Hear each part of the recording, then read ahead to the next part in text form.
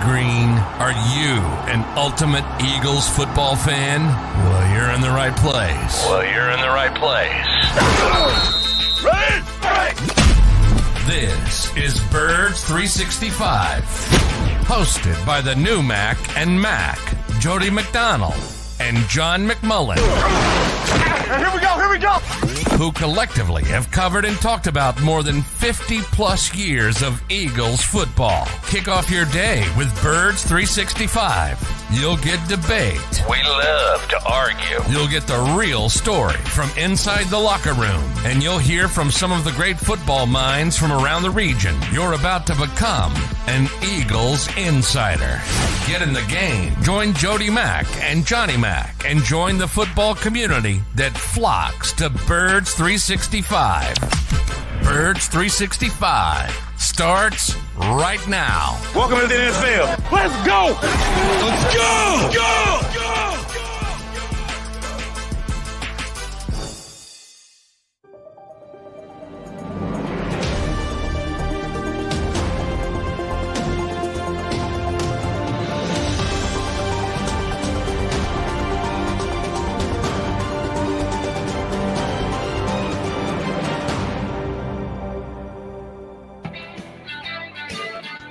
And a good Thursday morning, Birds fans. The countdown is definitely on. We are into single-digit days before the first Philadelphia Eagles game of the 2023 season. We're here to talk a little bit more about the roster building that took some turns yesterday with the addition of practice squad guys. And Johnny Mack can attribute to some of them directly because he saw them out there practicing with the Eagles yesterday. Yeah. Pretty much official. None of the guys on a practice squad if he's out practicing with the Eagles on a given day. J-Mac, at least 13 of the 16 roster spots for the practice squad have been filled. The report out there that another will be filled by a player the Eagles will bring in from another organization. When I was going through the list, no great surprises. Any for you? No, I think, if you talk about the people that went elsewhere, I talked about Kayvon Wallace a lot. He got claimed by Arizona and Jonathan Gannon. So, and I don't think he would have been back anyway if he wasn't claimed, because I had heard he had some significant interest and probably wanted a fresh start elsewhere. Tyree Jackson, I don't know. He got, he signed with the Giants practice squad. The Eagles did sign Brady Russell, brought him back to the practice squad. I could have seen them offering a spot for Tyree again on the practice squad, but that's another one where I said beforehand, I said, that's probably a guy who needs a change of scenery, probably. And I don't know if that's how he framed it, how he saw it, but I think that makes sense for him to try to get that restart, reboot, whatever you want to call it, somewhere else. And Josh Shields got claimed by Indianapolis and Shane Steichen because they know him. And that's a guy I think that would have been back on the practice squad had he not been claimed. I don't think there's any question about that. So that's the one guy. And they brought back Julian Good-Jones and they brought back Brett Toth.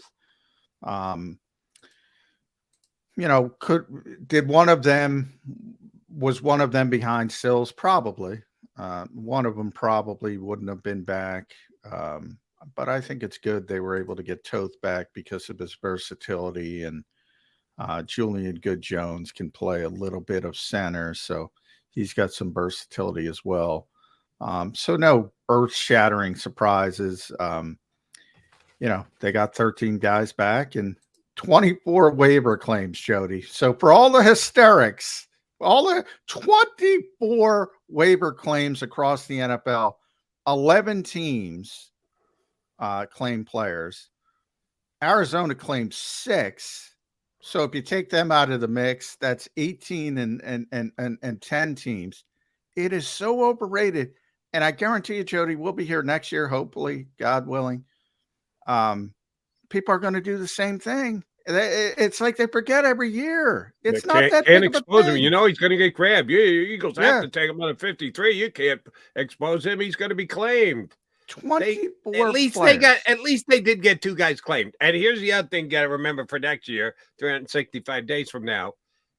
Jonathan Gannon and Shane Steichen won't be first-year coaches in their new place that are looking to pilfer guys that they're familiar with the Eagles, because that's who the Eagles lost their 2 players to.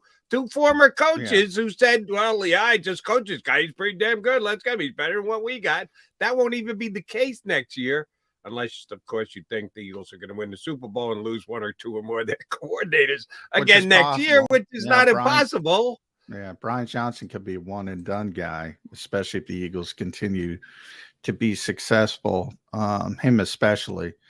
Nothing against Sean Desai, but he probably will need to prove it a little bit longer, but we shall see. And it's harder for defensive guys overall than offensive guys. So, but obviously the strength of the Eagles is on the offensive side of the football. Yeah, I mean, it's just, my whole thought process, and again, nobody will ever be able to prove it because the big discussion was the 3 defensive backs. And my overall prediction was they're going to have all 3 back. It's just a matter of how they do it and who's on the roster and who's on the practice squad.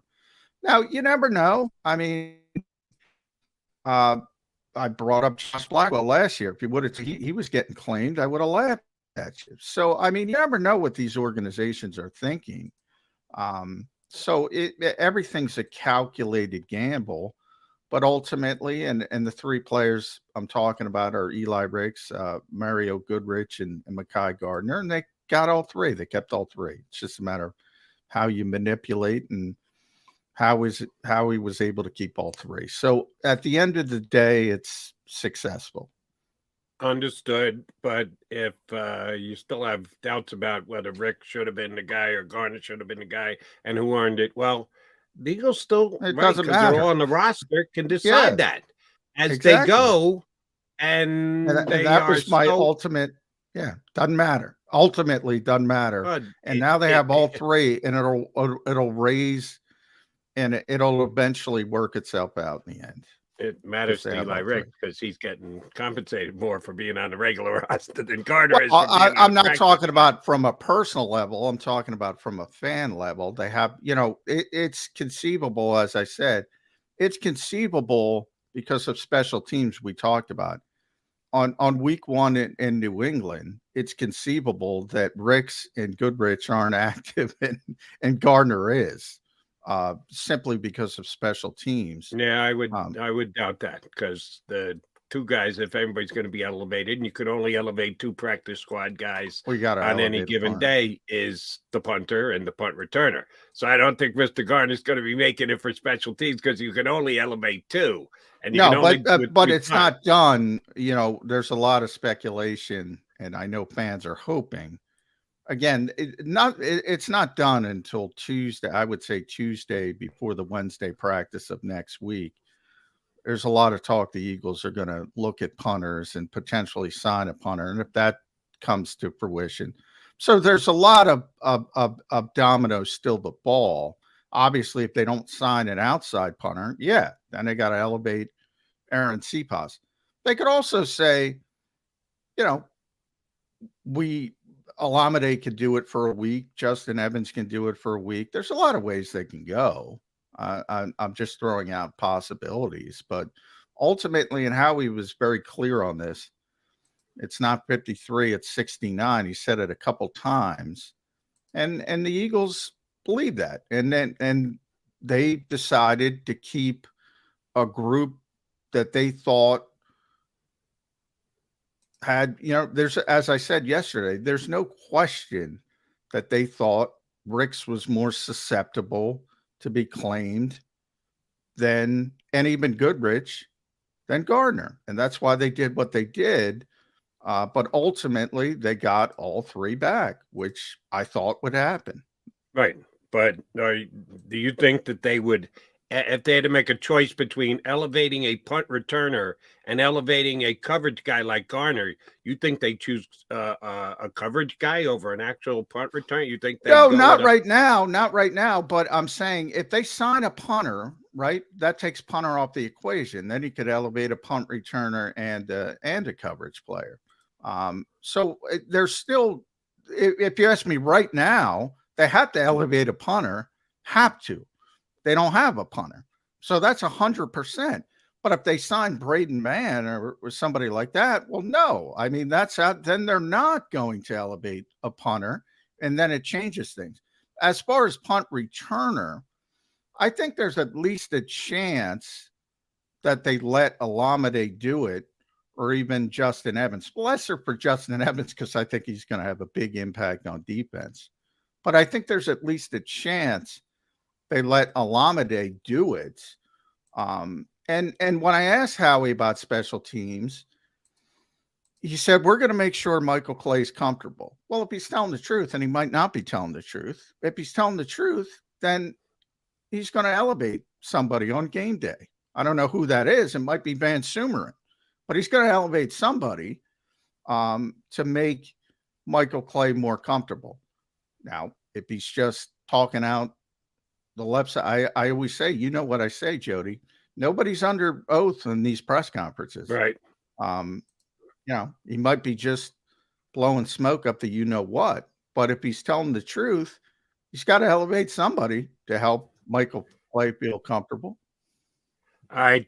First tricky question, roster-wise for the year, since you're suggesting there's a chance. Not saying it's happening. You're just saying there's a chance that the Eagles are going to get another punter. And if they do so, they will be putting him on the 53, not signing a punter to the practice squad and then decide, do we keep that? Well, they could put him on the practice squad They and could cut do that too. They could do that too. They could sign Braden Mann to the practice squad, cut Cepas. There's a lot of things they can still do. It's not going to be, but when they get to Wednesday of next week, it's going to be, you're going to know, what the 53 is and what they're going to, you're not going to know 100%, but you're going to get a good feeling on who they have to elevate. Obviously, if they don't have a punter on the roster, they have to elevate a punter. Right. They got to either sign him to the roster or have him on the practice squad. And then after 3 elevations, you got to make a call anyway.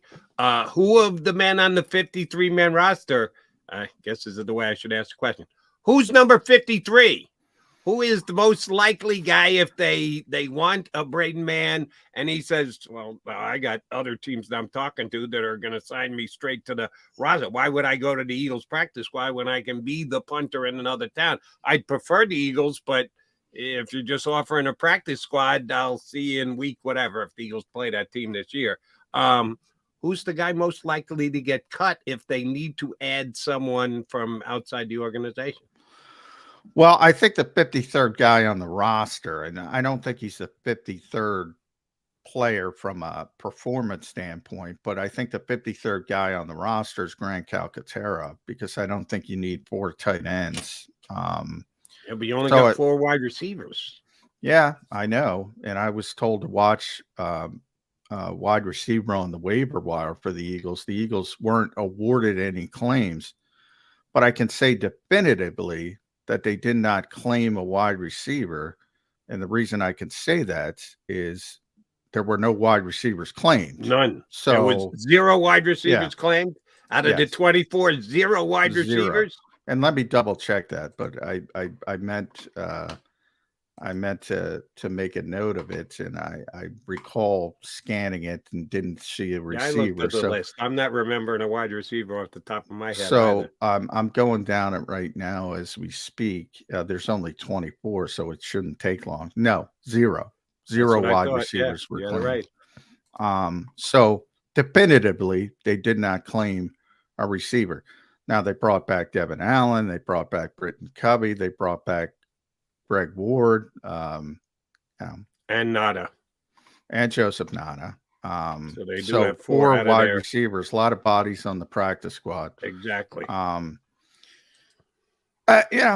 If any of those guys had to play, you're probably not in a good position from receiver. I think Britton's fine as a punt returner, but as a receiver, if you have to play any of those four, I think Greg Ward would be the best option.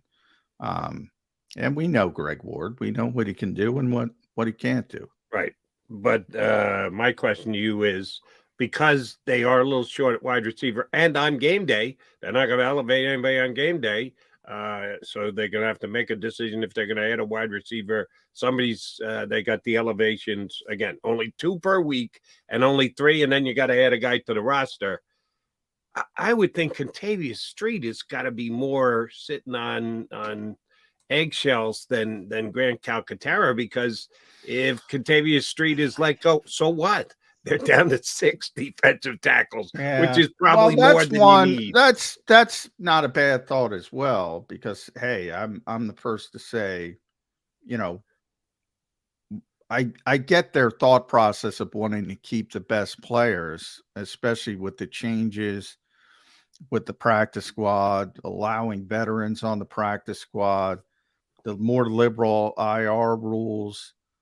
But I mean, how deep do you have to be? I mean, at some point, I mean, what has to go wrong for Contavious Street to play? A lot. So ultimately, while he's a good player, he's an NFL player. He's here for 1 year. He's signed for. I mean, what is the point other than, I guess, sleeping a little bit more soundly at night? Now, who knows? They might move a Jomo to injured reserve. That, you know, they could still do that kind of stuff. But he was back at practice, so I think it's going to be more difficult to do it now, because again, it's a little bit, you know, you have to have documentation. I always say, back in the old days, you just say, oh, so-and-so sprained an ankle. We're going to put him on injured reserve and stash him like George Allen. You can't do that now. You have to have documentation. So that ship may have sailed, but hey, we always see these. Don't be surprised if somebody sprains an ankle in practice, Jody. You know, and because it's only 4 games. So you have that avenue as well. But yeah, Contavious could be the guy, because they're not going to cut Moro or Jomo because of the ceiling, and they have them obviously under team control for 4 years. And Contavious Street, as I said, is a 1-year guy.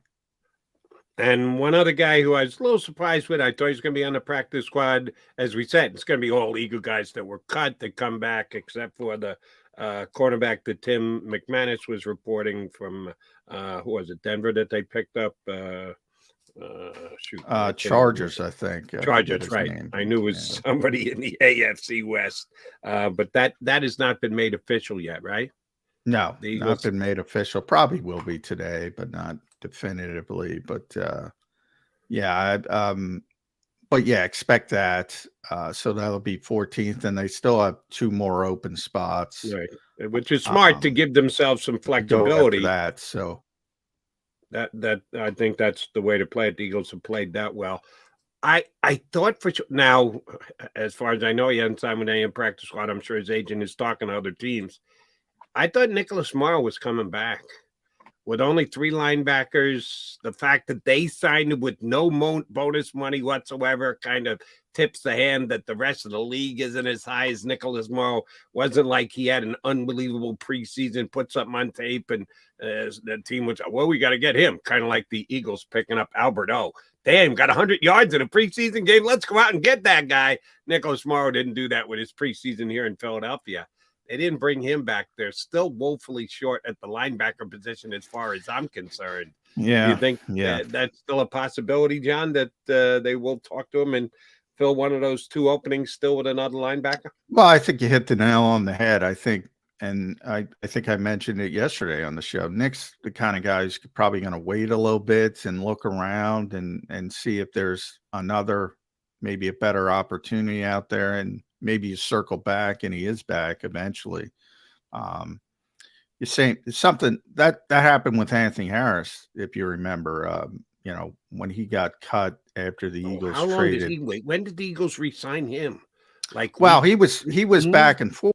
He agreed, waited a couple days, and agreed to come back to the practice squad.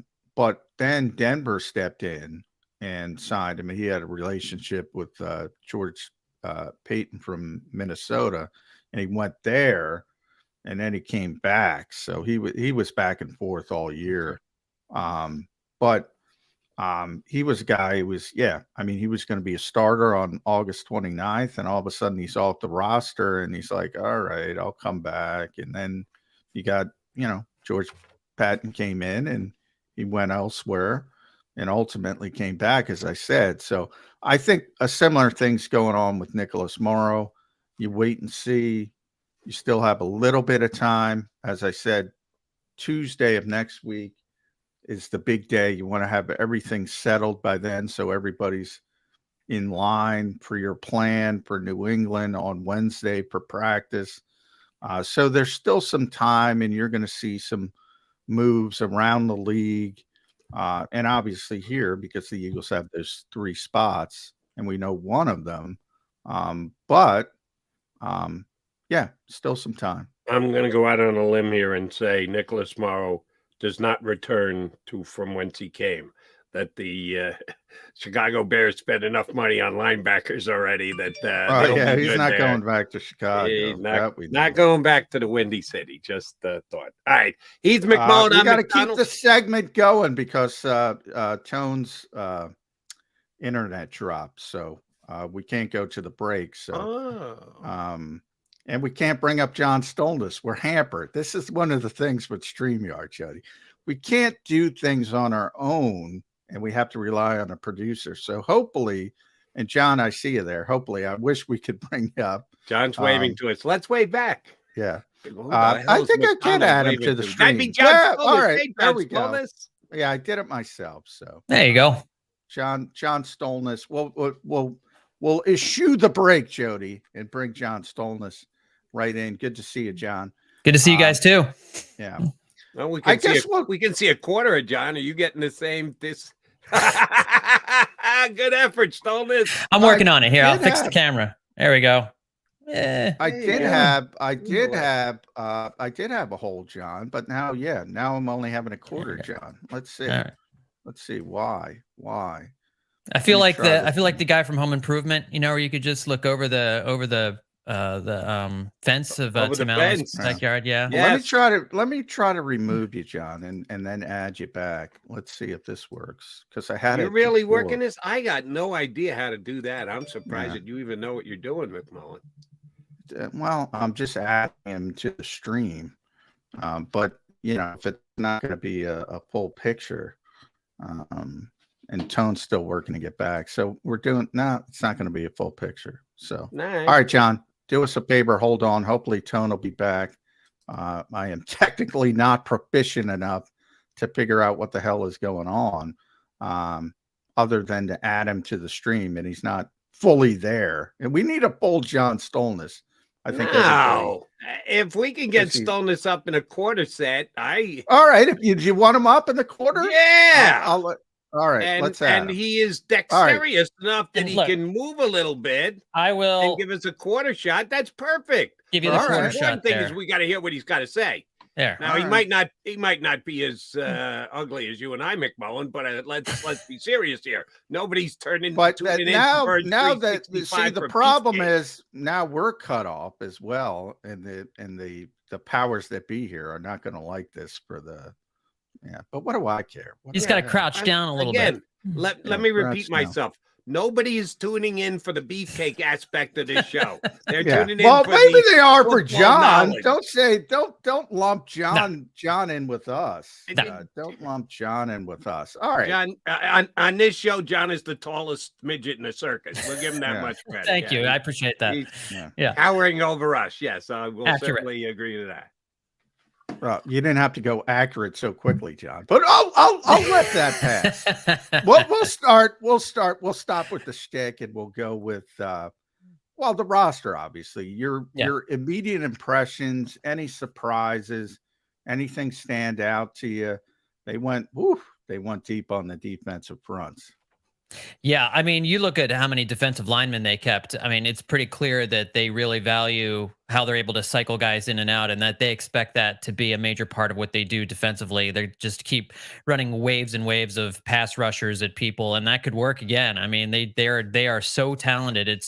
I was wondering, as I was putting together like a story for Bleeding Green Nation a couple weeks ago, I was wondering, ranking the different Eagles positional groups, and I really wrestled with offensive line over defensive line or defensive line over offensive line.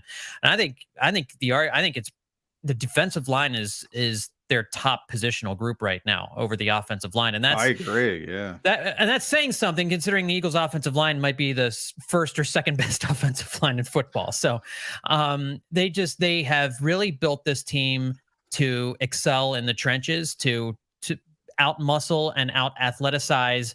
I just made up a word, any other team that they're going to be coming up against during the course of the season. And so that's a big takeaway, and especially at the defensive tackle position, how deep they are at defensive tackle. And they have guys who can do different things, which is pretty neat.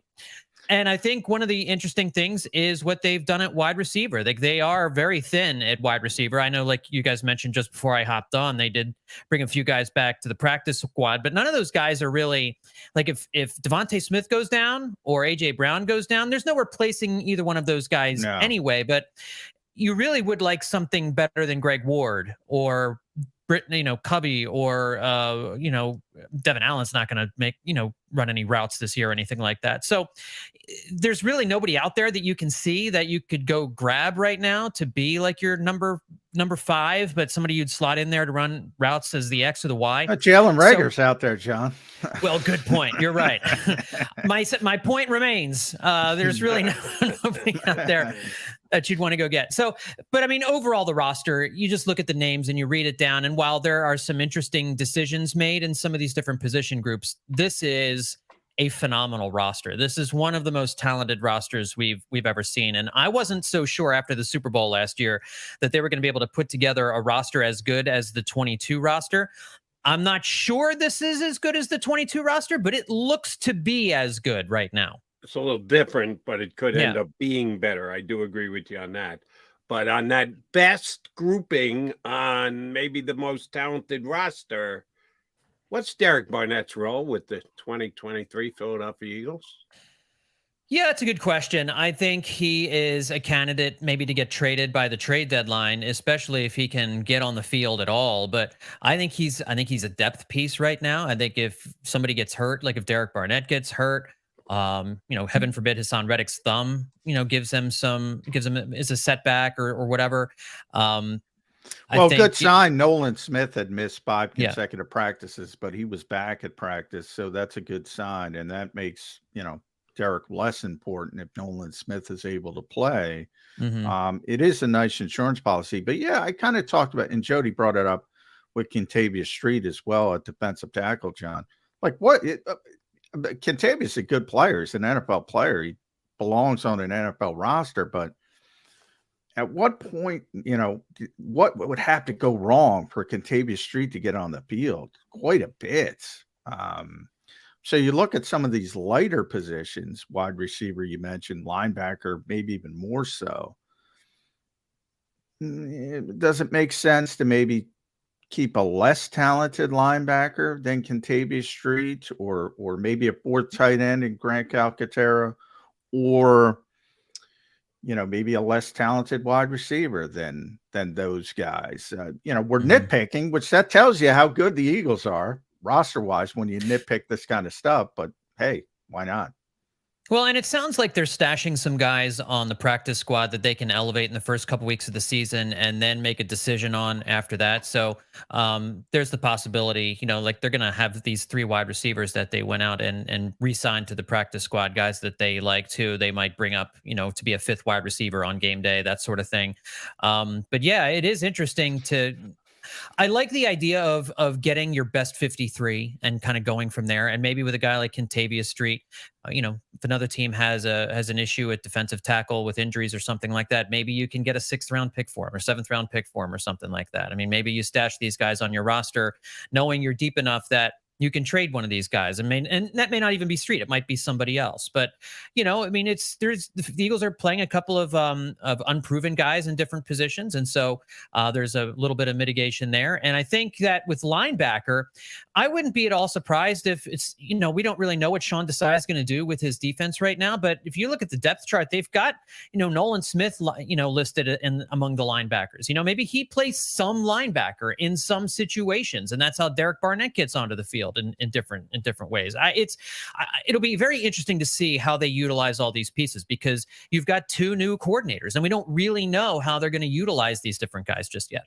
All right. If the last time we had you on, we talked about this, which wouldn't surprise me. I'll apologize in advance if this is somewhat repetitious, but even that has changed since we would have last had you on. The backup quarterback position. Marcus Mariota was not very good this spring and into summer. They are right now committed to him as the backup. A lot of talk, could Tanner McKee be the guy? Could he step in? Would they cut Marcus Mariota? Marcus is here. They didn't make a play for any other quarterback. Like Cincinnati claimed Will Greer, who the Cowboys cut when they added Trey Lance as a veteran guy who's been around. And since the Eagles now put a heavy emphasis on preseason results, Will Greer threw for 300 yards in the Cowboys' last preseason game. I thought there was a possibility the Eagles might scoop him up. Didn't happen. But it looks like right now Marcus Mariota is the backup and McKee's going to be third string. What's that Mariota leash look like if Jalen Hurts has a nagging injury and he gets hurt in the game, but he comes back in, but it's something that's going to last, and that it could happen again? You got to make a change. How do you think the Eagles look at their backup quarterback situation today on August 31st? I can't imagine the leash is really long. I think what they liked about Mariota was the fact that they would be able to run a lot of the same playbook with Mariota under center as they did with Jalen Hurts, in terms of the run pass option and Mariota's ability to run the football close to the goal line and all that. But it's not like he was a really good passer last year and struggled in the preseason. That would be one thing where you could say, okay, he showed last year that he can throw the football, but maybe he just had a bad preseason. He was terrible throwing the football last year in Atlanta. And so he comes here into Philadelphia. He doesn't look good during the summer and training camp. He doesn't look good in the preseason games. And so I don't think the leash is very long. Now, Tanner McKee as the backup quarterback makes me nervous as well, because this is a Super Bowl roster. This is a team with Super Bowl expectations, not aspirations, expectations. We're expecting them to get back to the Super Bowl and finish the job this next time around. And while it worked for the 49ers last year with Brock Purdy, I'm not so sure handing the keys over to a rookie 6th round draft pick for a team with Super Bowl aspirations is the right answer either. So my thinking is Marcus Mariota enters the season as the backup quarterback, obviously. But if there's an issue with Mariota, there are other guys out there, some veterans who I think if you needed somebody for a game or two, or, if that's what you want out of a backup quarterback, you need somebody who can win basically like 2 out of 4 games if your quarterback goes down. So I would look at Matt Ryan. I would look at somebody like that. Not somebody I want starting 16, 17 games for me, but behind a dominant offensive line with a dominant run game and a dominant defense, I think Matt Ryan could be effective in a 4 or 5 game stretch with the talent the Eagles have put together on offense. And that would give me a little bit more peace of mind in terms of the backup quarterback should Jalen Hurts get hurt, rather than Mariota and Tanner McKee at this point. Yeah, I think there's kind of 2 different ways you have to look at backup quarterbacks. Like what we've seen the past couple of years with Gardner Minshew and Jalen Hurts. If you have to play 1 or 2 games, I think, all right, it's fine. Somebody else has got to go out and make a play. Somebody's got to elevate themselves. There's a lot of ways to win a football game. I think you persevere, even though the Eagles lost both games without Jalen Hurts last season. They persevered, obviously, and were able to recover and go to the Super Bowl. The catastrophic is where I think you're right, John. I mean, if he gets hurt in week 2 and he's done for the season, and I know people don't want to even think about this, then I think you got to make the calls to Matt Ryan. And with Nick Sirianni, it'd probably more be to Phillip Rivers if Phillip wants to keep going, because, who was going to bring in? Oh, didn't Kyle Shanahan say he was going to bring in Phillip Rivers at some point? If they had won the NFC Championship game, I believe he said that. I could be wrong. Or he's going to try. But the catastrophic, then you got to start making calls. Because well, here's a name. If you're under your scenario, Jalen Hurts goes down in week 2. Do you make a phone call to Tom Brady on a Super Bowl roster to take you through the regular season? Would he not maybe be interested in one last shot at a team that clearly is a Super Bowl roster? You'd feel a lot better with Tom Brady at quarterback. Well, I would. But the only thing is he's now a minority owner. I was going to say, where does his ownership status with the Raiders sit? I forgot about that. Didn't they? He is a minor. He is a minor. In fact, he was there at their preseason game.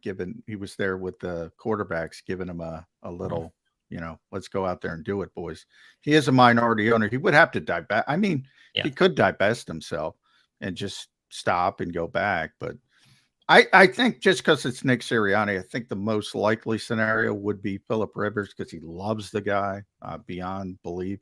For that reason only. But always Tom Brady. I mean, Tom Brady's better than everybody. So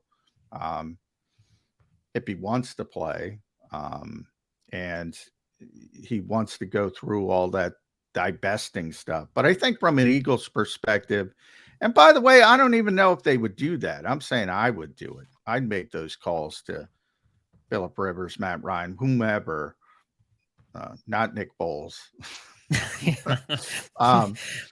But I think they would try to get through more with Marcus, and I don't think it would be good, but they're so talented. They might be able to win 7-8 games with Marcus Mariota. Am I overstating that? I think this roster is so talented, you probably could get away with that. Now the schedule is much tougher than it was last year. If you have Marcus Mariota starting, let's say 14 games for you, can he win 7 of those games? I think so. Go 500 probably, but you're probably not going very far in the playoffs under that scenario. No, that agreed there. No question about it. All right. Staying with the all important fantasy type players that can score points for you.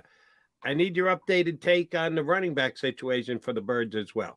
It's amazing. There's certain things about this Eagle team that we don't know how they're going to deploy, their safeties being a big one. But the running backs is almost as big. Johnny Mack almost on a daily basis tells us, well, I can tell you what they're going to do in high leverage situations because that's what they practice. And it seems like Kenny Gainwell is the man there. But a whole bunch of the game is played between the 20s, from 20 to 20, probably more than all of the other high leverage put together. How do you think it's going to play itself out? Do you think it's still open-ended that they are deciding running backs as they go, or do you think they have a plan already in place and somebody'd have to be brutally bad or unbelievably good to change that on the fly during the season as how they're going to use their backs? I think the one thing we can be certain of with the Eagles running backs is that against the New York Giants, Boston Scott will get about 80% of the carries and score 4 touchdowns. But outside of that, it's kind of a mystery, right? And I think we saw DeAndre Swift is probably going to be their primary pass catching running back out of the backfield. But he's a game breaker too. Like he's a guy who gets stuck for 1 yard, stuck for 2 yards, stuck for 1 yard, and then throw a 25-yard run in the mix there. And I think it's going to change from game to game. I really do. And I know that's kind of an unsatisfying fantasy answer to have because you don't want to draft any of these Eagles running backs for your fantasy team. But I think it's going to be like we saw with Miles Sanders last year. He had a couple of weeks where he popped up and had huge numbers. And then there would be a few weeks where he's kind of a forgotten man. And that's just the way the Eagles are with their running backs. And sometimes it's game planning. They just decide we're going to really throw the ball this week. And then other times it's the hot hand. Who's running really well? It was Kenny Gainwell at the end of the season and in the playoffs last year. I agree with you. It seems as though I think they really like Kenny. I think he's probably in their minds their number one. I think probably Rashad Penny would get the second most carries out of the backfield and be their number 2. And I think DeAndre Swift is going to be the guy who probably finishes the season with the most receptions and reception yards at running back. But it's going to change from week to week, and it's not going to be anything you can depend on. And there's going to be a lot of weeks where Jalen Hurts outrushes all of them. So it's just such a big mess. And I think that's the way the Eagles like it. That's why I didn't think the Jonathan Taylor rumors were really anything to get worked up about, because it seems as though the Eagles really like having different guys using the hot hand, having defenses not know which one of these guys to key in on. And all three of these guys have the ability to break big runs and do different things. And so, especially with this offensive line blocking for them, I think it's really interesting. I think it's really a fun problem to have. And I think it's going to be fascinating week to week to see which one of these guys is the one that pops up. Yeah. By the way, on the Taylor stuff, it came out that they wanted Jalen Waddle from Miami and the Dolphins. Jalen Waddle plus. Not just with Jalen Waddle straight up. They wanted Jalen Waddle plus. And so the Dolphins kind of snickered. And then Green Bay was the so-called mystery team. They probably asked for Devontae Adams, not knowing he left. But yeah, I mean, when are we going to get past the Eagles and running backs? Oh, we talk about Bijan Robinson, the draft. We talk about they're not paying a running back the top of the line money. It's the same thing with the waiver wire, John. I said we're going to lose this guy in waivers. 24 guys got claimed. Yeah, and the only reason the Eagles lost 2 is because Jonathan Cannon claimed Kayvon Wallace and Shane Steichen claimed Josh Sills. I mean, every year, well, you got to keep this guy. You got to keep this guy. He's not going to get through waivers. Yes, he is going to get through waivers, most likely, 90%. Now, occasionally you have an outlier like Josh Blackwell, but nobody cared because the Eagles didn't want him back. Right. So you never know 100%. But with running backs, we might not know 100%, but we should be at 99. The Eagles aren't paying a running back $13 million conservatively. And oh, by the way, even if they accept a second round pick, you got to give up a second round pick. Yeah. It's just absurd. But why do people keep talking about it? Is it fantasy football driven? Well, it's probably partly fantasy football driven, but I think in Philadelphia, it's an old school town, and we remember the franchise running back days. Remember Emmitt Smith gashing us every single week. We remember the Ricky Waters days. We remember, and during the Buddy Ryan days and after that, it was hard to find a really good running back in a time when running the football with one running back was really, really important. And it's just, I think fans are slow to kind of come around to the idea that, the running backs who pile up 1,800 yards, they get a lot of attention, but those teams don't necessarily win Super Bowls. They don't necessarily pile up regular season wins. We know that passing the football is how you win in this league. And so you're going to divert your resources to that. And the Eagles have done a tremendous job over these last few years since Doug Peterson came, mixing up running backs, you need a good offensive coordinator and a good play caller to know who to use and when. But I think the Eagles have had that, and I think they'll have that again this year. So I think maybe there's just that level of uncertainty of not knowing whether or not the Eagles will utilize these guys all the right way is maybe part of the apprehension. Whereas with, I think fans also just don't want to worry about stuff. And if you've got Jonathan Taylor in the backfield, you don't have to worry about who's getting the ball, and you don't have to worry about how good he is. You know how good he is. You know he's going to get the ball. It's just something you can check off. And so but it is a disconnect. The Eagles don't need that, especially with this offensive line. Especially with this quarterback, too. And this quarterback, yeah. But I will say this. Did you guys see what Chris Ballard said about Jonathan Taylor yesterday? Now, he said all the right things. Great player. We want him. We love him. But he also said, for all the people saying Jonathan Taylor, we won 4 games last year. He said that, which I don't think is a good thing to do as a GM with a good but I mean, he was like, we stink. We stink with the great running back. He basically said it. Right. But he had to say that because the only other answer was go talk to Mr. Irsay. These decisions are being made over my head. So that's true too. He had to fudge something to come up with an answer as to why they won't give Jonathan Taylor a fair contract. So that's what he went to. The old Ralph Kiner line, led the National League in home runs. Branch Rickey offered him a pay cut. He said, I led the league in home runs. He said, we finished last. We could have finished last without you. Sorry, Ralph signed the contract. It's a good point, by the way. We could have finished last without you. I love that line. Branch Rickey said many years ago with the Pittsburgh Pirates. All right, but here's the defense of Eagle Nations and the running back situation. I don't know that they'll have to have one guy and focus in. I think they'll cut Brian Johnson and Nick Sirianni to slack to say, all right, your guys, you know how to use them. They all better produces to what is expected. And, oh, by the way, Rashad Penny's average yards per carry is like over 5.5, right? 5.7 career for Rashad Penny. What's DeAndre Swift average yards per game? Kenny Gainwell, they're going to look to pump him up slightly. They're playing behind the best offensive line in all of football. Yeah, it all comes down to production. When they get the ball, whoever gets the ball, I think they're open-minded, Eagle fans, to say, all right, I don't care who's getting the job done, just get the job done. They'll be fine with it. If they're not getting the job done, then the coaches will be second-guessed, Sirianni and Brian Johnson as well, because you're not picking the right guy if the results aren't there. You think that's fair way for Eagle fans to look at it? Yeah, I think so. And especially because Brian Johnson's in his first year as a play caller. They'll wonder if he's got as good a feel for the game and a good feel for his personnel as Shane Steichen did. And it might not be quite as good because Steichen was pretty unbelievable as a play caller and just having that feel for what to do and when. But I think that with Jalen Hurts as your quarterback as well, we saw it when he went down and missed those 2 games. The running game as a whole suffered because they didn't have to worry about Gardner Minshew running the football. And so they could key in on the running backs. Defensive linemen could key in on the running backs, and Miles Sanders had a tougher time. The rest of the running backs had a tougher time running the football. Jalen Hurts is in there. I think all of these running backs are going to have a lot of success. If Jalen Hurts is out and Marcus Mariota is in there, they probably maintain a similar level of success. And that's one of the reasons why you have Mariota in here, is because he does give you that element of running the football. And so if they do go a different route, then I do think that could affect the running backs, but I don't know and that's where maybe having Jonathan Taylor makes a bigger difference. Like if Jalen Hurts is not there and you don't have a running quarterback, then he would help. Yeah. But then he would really, really help. Yeah. And I think with Jalen Hurts back there, this running back situation they have makes a lot more sense. Yeah. And running back, a lot of teams use. I'm not a big fan, to be honest, of a committee approach. I'd rather have a 3-down back, but it's a rotational position in the NFL. So not as concerned. What isn't a rotational position, John, is safety. And are the Eagles going to use a rotation? And I think that's a bad sign. If you're using a rotation at safety, I think that's a bad sign. Yeah, I would rather them just have 2 guys who are the clear starters, and a guy who's their backup, and a number 4 who can spell those guys as well.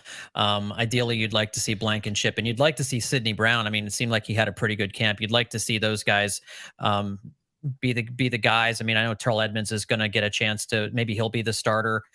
Justin Evans had a really good camp. I mean, I kind of like the group. I think that it's a little bit better of a group than I thought it was going to be at the start of training camp. I like how some of those guys played. I would have liked to see, it would have felt better to go out and get another established veteran, kind of like they did with CJ last year.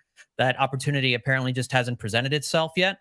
But I don't like rotating guys in at safety. I agree with you. I think it's much better if you have 2 guys who are your starters and then 2 guys who are your backups. Now, that being said, Blankenship, everybody's talking him up as a potential Pro Bowler in the making here. And if that's the case, maybe you can get away with a rotation at the other position. But to me, that's not the ideal way to go about it. And, we'll have to see what Desai does. But I think it's best if you have 2 guys you're throwing out there for the majority of your snaps. But here's one fear I have at the safety position this year, and feel free to talk me back off the ledge if that's what's necessary. Blankenship is going to play, and we know he's going to play. And if he stays healthy, he's probably playing every single snap.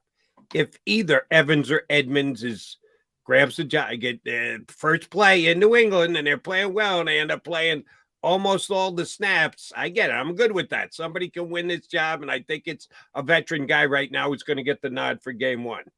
And if they stay there, okay, fine. Tell me that Sidney Brown is going to get more than 32 snaps this year. Because last year, that's all Nakobe Dean got. They had 2 guys who played well, stayed healthy, never came off the field. And now Nakobe Dean's got to be the key guy to running the whole defense with 32 snaps under his belt. Tell me that's not going to be the case with Brown at safety this year, that the Eagles will be smart enough to go, yeah, we drafted him and we've got control of him and we want him to be. So let's get him a little experience at times during games. I think the Eagles screwed the pooch on that last year. Tell me that's not happening again this year. The way I will phrase it is this way, and I think you guys know I've been on here before. Not the biggest Jonathan Gannon fan in the world, right here. I think he was lazy with some of his defensive play calling last year because he knew he had that defensive line that would just go and get the quarterback in waves, and I don't think you're going to see the same kind of approach to defense from Sean Desai. Now, I don't know what that looks like in terms of scheme, aggressiveness, blitzing, stunts, all that kind of stuff. But looking at Jonathan Gannon and what he did last year, I don't think he did a whole lot. And I think that Sean Desai doesn't have to do a whole lot more in order for what we see in other areas of the defense to be a little bit better. So I'm not as concerned about that. I think Gannon was negligent in not giving Dean some more snaps, and I don't think they'll make the same mistake this year. By the way, with Nakobe Dean, obviously, and I'll end it here with you, John, my last one. At John Stolness, I have to get through that. Read him at Bleeding Green Nation, obviously does a tremendous job there. Listen to him, the Eye on the Enemy podcast. You got The Good Bite. The Phillies are making their run. 300 home runs. You got plenty to talk about with Bryce Harper there. But Jalen Hurts is the most important player on this team. We can all agree with that. I would argue number 2 is Nakobe Dean. And Jody's a big fan. I'm a big fan. Not as big a fan as Jody. I think he's going to be a really good player. But, man, they're putting a lot on this plate. Are we comfortable after those 34 snaps you guys were talking about that, boom, I talk about it all the time. TJ Edwards played 20 stinking games last year, 95% of the snaps. And he's built for it. If you ever see TJ, he's a big guy, man, old school, 240 pounds, looks like a suit of armor. Nakobe's a smaller guy. He's already had some issues with his ankle in training camp, missed a number of practices, showed up one day with a big wrap on his hand, played through it. It's a position you take a beating on. And then we talk about they only got 3 on the stinking roster. Now, Ben Van Sumeren, they brought back to the practice squad. I think that was the only one, right? Linebacker, yeah, he's it. So, not a lot of depth. They're putting a lot on his plate. Is that a good idea? Makes me nervous. It was one of the positions I thought they needed to address during training camp. I really thought that they should have gone out and gotten another linebacker because I agree with you. We don't know. Nakobe Dean's a big unknown right now. He really is. And I think he's going to be good. We'll put it this way. He's got the talent to be a really good NFL player. But he hasn't proven anything, and that's okay sometimes, to go with an unproven player. But they are making him like the defensive captain. He's going to be calling the plays, and they desperately need him to be the guy. And you're right, it makes me a little bit nervous, and I'll say a little bit more than a little bit. And it makes me quite a bit nervous that so much is laying on his shoulders, and it's kind of not fair to him, to be honest with you. And I agree with you. I think he's going to miss some games this year. I think he's going to probably, he's a lighter guy. You mentioned he's gotten dinged up a bit in training camp. Wouldn't be at all surprised if he misses a game or 2 or 3 during the course of the season. And then if that happens, what do? Do they move Nolan Smith to linebacker for some plays here and there? Because you've got Christian Ellis all of a sudden elevated to the starting lineup with Zach Cunningham. Do they go out and do they bring back Nicholas Morrow? I think there's a chance that you guys are talking about him before I popped on. There's a chance they bring him back right before week 1, so as maybe not to have to pay him a whole year, the whole year's salary that they had agreed to before. So there could be some contract stuff going on there, but I wouldn't be at all surprised if he does come back in the near future, just to kind of be another veteran body there who, if Dean goes down, he may not be great, but you could probably slide him in there and get away with it for a game or 2. But no, it does. It makes me nervous too, John. And I don't know if I'd say he's the most important guy outside of Jalen Hurts. I tend to think Lane Johnson, you look at their record when he doesn't play. He'd probably be my number 2. Yeah. But at the end of the day, Dean on defense, absolutely, I think is, outside of Hassan Reddick, I think is the most important player. All right, let's get one more. And your last question is going to be multiple choice, so we'll let you go easy out the door. All right. And we're keeping the nervous meter out, okay? Okay. I'm going to give you 3 choices. What are you most nervous about next Sunday in New England versus Patriots for the Eagles opener? A, the fact that Bill Belichick is still coaching the Patriots, and he's pretty good. B, it's all hail Tom Brady day in New England, and the crowd's going to be pretty pumped up, and the Patriots might be able to take something from that and run with it. Or C, nervous? Come on, we're talking about Eagles Patriots. Look at these two rosters. Why the hell would I be nervous, Jody? A, B, C. I'm more in the camp of C, to be honest with you. I think with the Tom Brady thing, I think that generally gives a team a rush during the first 7 to 10 minutes of the ball game. And, the Eagles, I think, just need to kind of withstand the initial surge from the crowd. And then, talent generally wins out on things like that. I mean, we've seen a lot of instances where, you have these Eagles games where you have a big emotional moment in the beginning and the team kind of rides it. And then as the pace of the game normalizes, the better team wins out.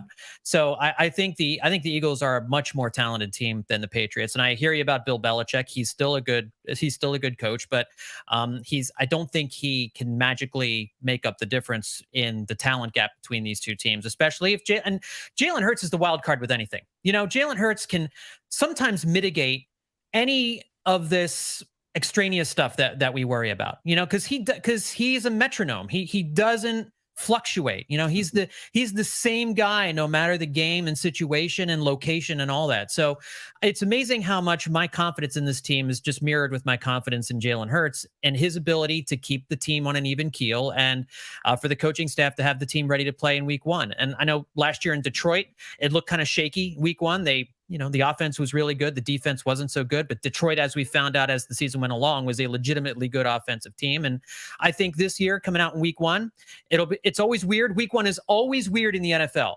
So it's a lot of feeling out process, but I'm not worried about Belichick and I'm not worried about Tom Brady Day. If the Eagles lose, I don't think it'll be because of either of those two reasons. All right. We appreciate it whenever you come on. And oh, by the way, I'll admit this right here on the air.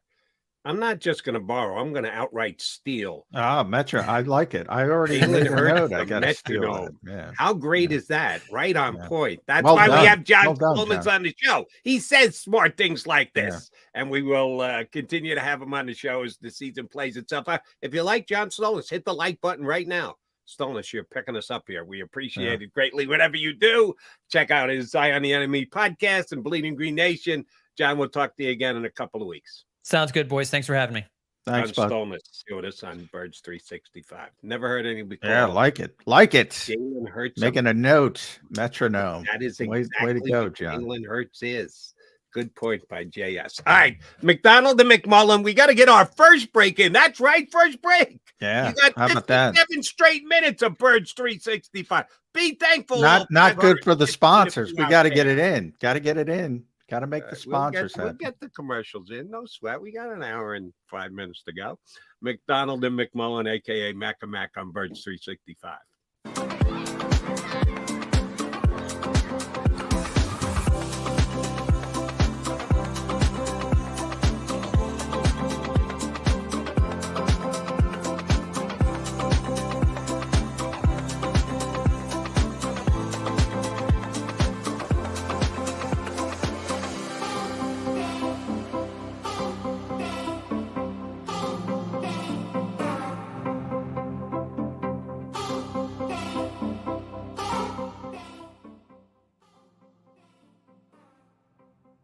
If you own a company and you're not producing a podcast, you're missing out. The public consumes messaging when they're ready. Join the professional podcast network of companies and let JAKIB Media Partners put you in the podcast arena. Come to our professional studio or we'll come to your place of business and professionally produce your company podcast. Call JAKIB Media right now at 267-261-3428. 267-261-3428.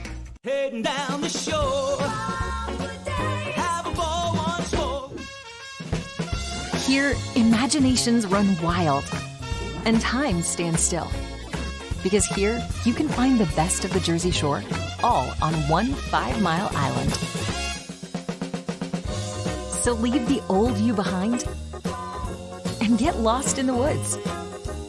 Wild, wild, wild wood days.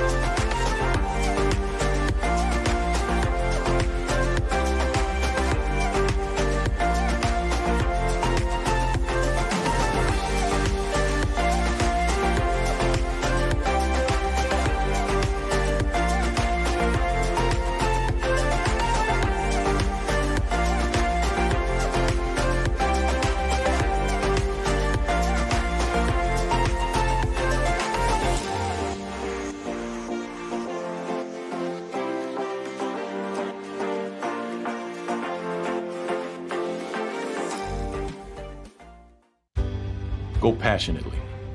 Go fearlessly. Go confidently. Go Birds! Go confidently towards your goals with First Trust, Philly's hometown bank for nearly 90 years, and the official bank of the Philadelphia Eagles. We're focused on getting you over the goal line. So go with conviction, go with trust, Go Birds! and go forward with us by your side. First Trust Bank, the official bank of Philadelphia dreams. Oh, and go Birds.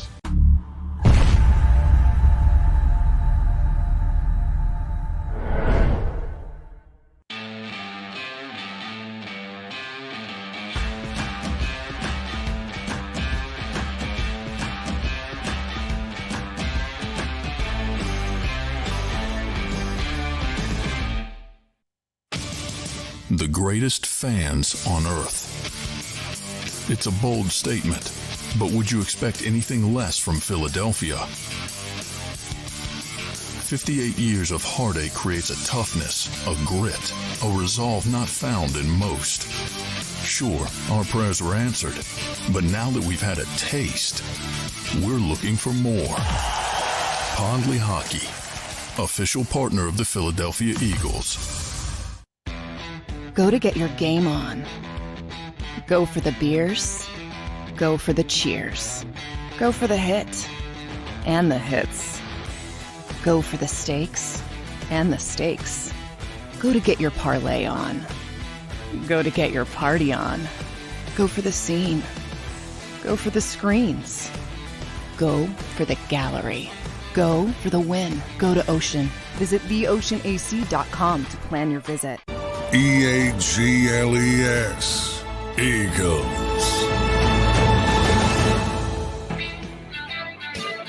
You got the Mac and Mac guys, John McMullen, Jody McDonald here with you on Birds 365. Thanks for streaming on in as we count down the days. Now in single digits, just 9 to kick off. Single digits. Wow. Single digit days, Johnny Mac, and then football is back. Probably Nick will get that wrong. He'll probably say 13 days when I asked him about the safeties. Shot on goal for the coach. Jay does have to take that one. He's got to be able to do some math for us there. I got one other roster question for you, and I know that this is far-fetched, and it's just me being a slave to football in 2023, where it's all about the quarterback and a quarterback and a quarterback. But the Eagles give us the right to have this conversation because they continue to call themselves the quarterback factory. I was intrigued and watched the roster cuts and saw if there was any quarterback that got let go that I actually liked, and there was one. Matt Corral of the Panthers was actually on their original 53-man roster, but then the Panthers put in 3 claims and got 3 players via waivers. So when you claim somebody, if you get them, somebody else has got to go from the 53 that you submitted. And they decided to cut back to only 2 quarterbacks, Bryce Young and Andy Dalton. So they had to release Matt Corral. I watched the game the other night. I think he finished 5 of 12 or something ridiculous. Like, it made one beautiful pass. It was just flat out dropped it in the bucket on a long pass. Took off and ran for 25 yards. I really like the kid coming out in the draft 2 years ago, and he's been an injury waiting to happen. He got hurt right at the end of his collegiate career. Sure, he gets hurt in preseason last year, so he never really got a chance to show off his wares. But a practice squad stash. They've already filled out 14 of 16. No quarterback on the practice squad, Johnny Mac. Do you think the Eagles will be looking at a quarterback as a practice squad since they've got 2 more, I don't want to call them voids, but positions to fill? Do you think the team, the quarterback factory, is looking at a potential quarterback to add as one more guy to the practice squad? I don't think so, because they really like they always want to have a developmental guy, and that's what Tanner McKee proved to them, is that they really like him and they really want to try to develop him. And I don't think there's enough time in the day to develop 2 guys at once. You never say never with this team, because they do value the position. It sounds silly, but Right, with Jalen Hurts. Well, You no, need a I developmental quarterback behind your developmental quarterback yeah, when your first quarterback is one of the best in the play. It doesn't seem to add yeah. up, but you never know. Well, I meant from the fact that everybody should value the quarterback position, and everybody does, but they take it to another level. That's why I say you never say never. But their whole focus is always to have that one, at least one developmental guy behind, obviously, an entrenched starter and a good backup. The question is, do they have a good backup? They have a veteran backup. I don't know if they have a good backup. Is he prepared to play more than most backups? Yeah, I would say that. I don't know if he's prepared to play well, but I think they like the setup and they have some issues they have to address other places for those open spots. That would be my guess. But yeah, you never say never with this team at the quarterback position. I don't know what they liked Matt Corral. I didn't hear his name a lot leading up to the draft.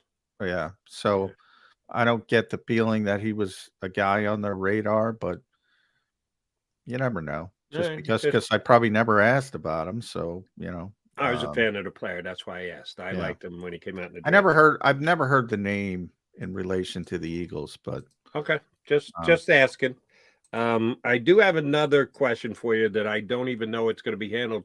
If they've hinted at it or if somebody told you off the record, certainly share with us without giving your source. Last year, the Eagles had how many captains? Oh boy, I don't pay attention to that stuff. 5 or 6, I guess.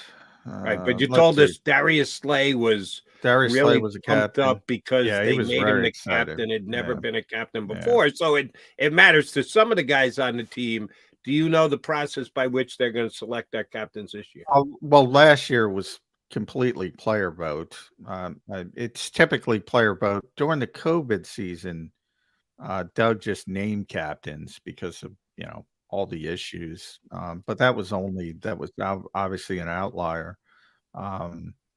So yeah, typically it's a straight player vote, and that's why Slay was so excited because he had never been a captain before, and his teammates voted him a captain. So yeah, for him it was really exciting. Obviously, Jalen Hurts is going to be a captain. Jason Kelsey is going to be a captain. Fletcher Cox is going to be a captain. Who am I missing? On special teams, who's going to be the captain? Good question. Jake Elliott. Okay. And I'm missing somebody that's obvious. Did I say BG? No, I think you just said Fletch on the defense. Yeah. So BG. Yeah. I mean, those guys are all back, so I expect them to be captains again. How many captains did they have last year? If you remember off the top of your head? Because I saw one note today that the Giants picked 10 captains. Yeah, 10. It wasn't 10. I think it was 6. Much. I think it was 6. Okay. I think it was that 6. But yeah, I have to be forthcoming. I don't pay too much attention to captains. It's not like hockey where it's although they do put the C on the jersey now sometimes, but I don't know. It seems to be a big deal in hockey. But yeah, I mean, they have so many entrenched guys, and obviously it's going. If your quarterback's not a captain, you got an issue. That's a problem. But the Eagles have a very good leader at quarterback, so they don't have that kind of issue. And then the Kelseys of the world, the core 4, maybe Lane gets bumped up because Fletcher. Lane was not one last year. Do not believe so.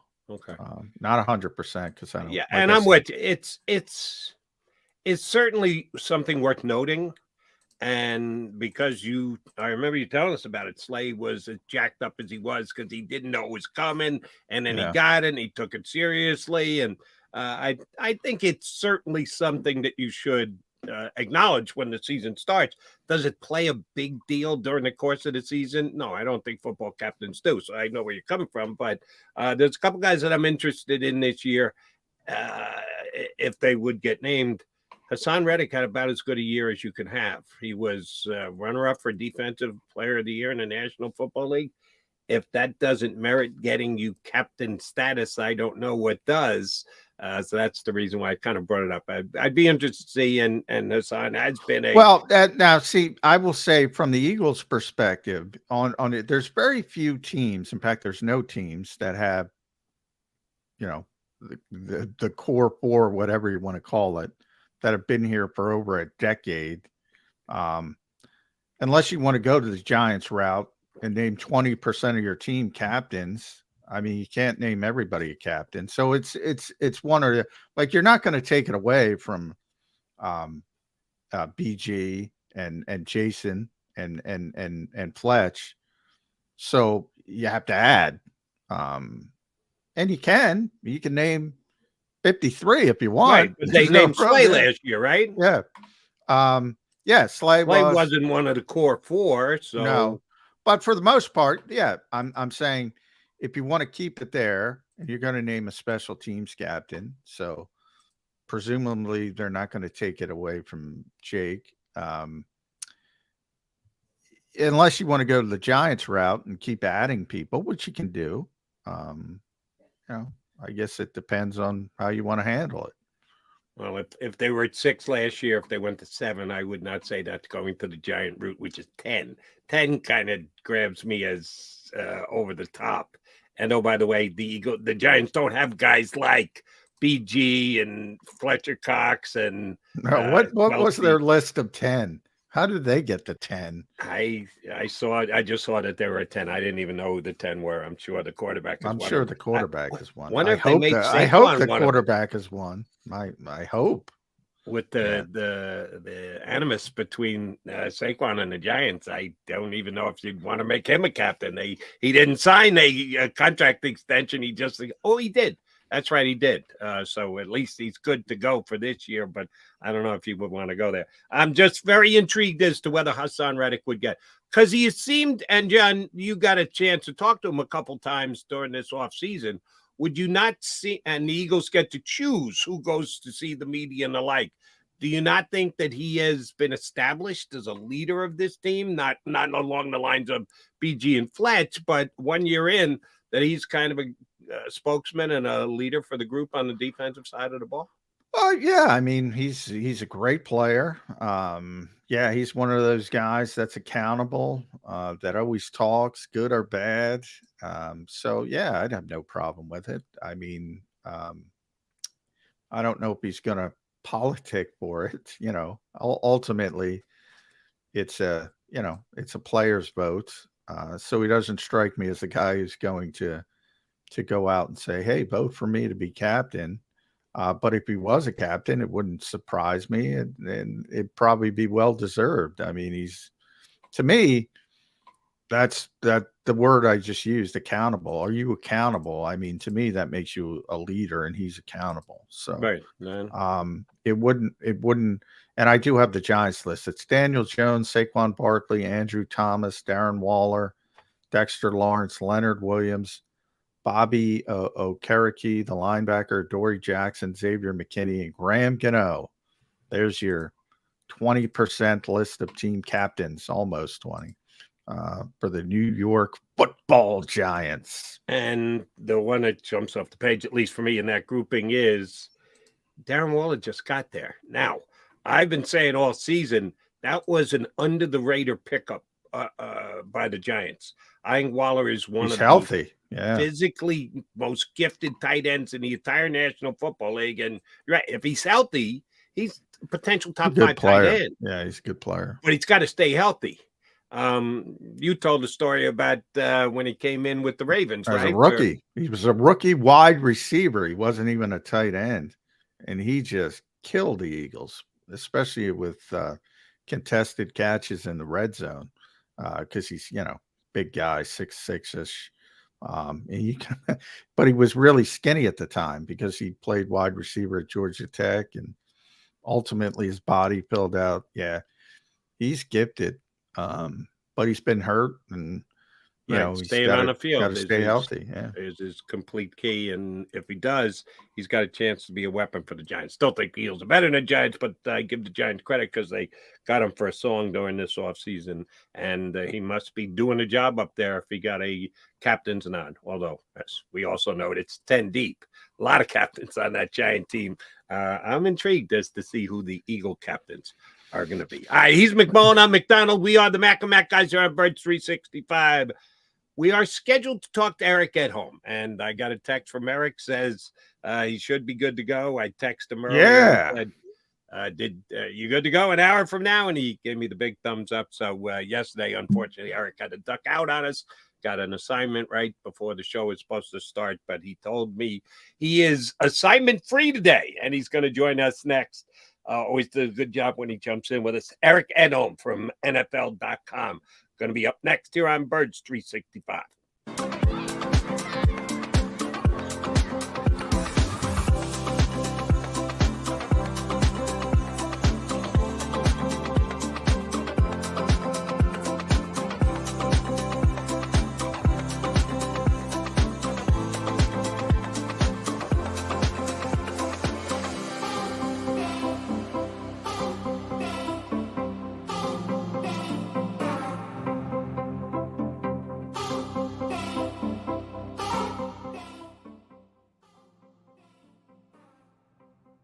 If you own a company and you're not producing a podcast, you're missing out. The public consumes messaging when they're ready. Join the professional podcast network of companies and let JAKIB Media Partners put you in the podcast arena. Come to our professional studio, or we'll come to your place of business and professionally produce your company podcast. Call JAKIB Media right now at 267-261-3428. 267-261-3428. Heading down the shore, have a ball once more. Here, imaginations run wild and time stands still. Because here, you can find the best of the Jersey Shore, all on one 5-mile island. So leave the old you behind and get lost in the woods. Wild, wild, wild wood days.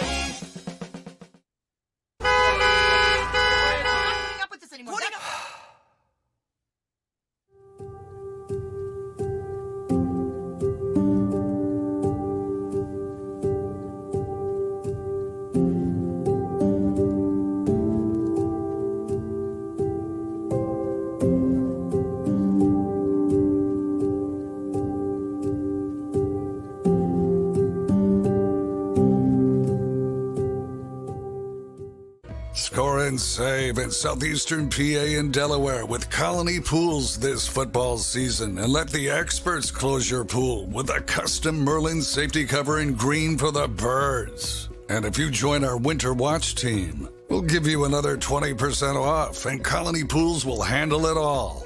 Keep your tiles on your pool, not in your pool. Fly with Colony right now, Birds fans. Visit flywithcolony.com.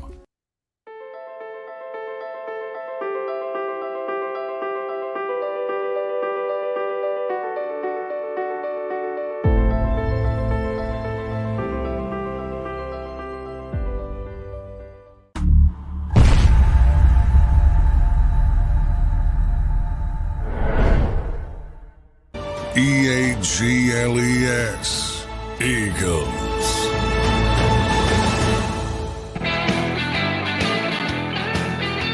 You got Mac and Mac here with you on Birds 365, McMullen and McDonald. We are joined by one of our faves from NFL.com, Eric Edholm.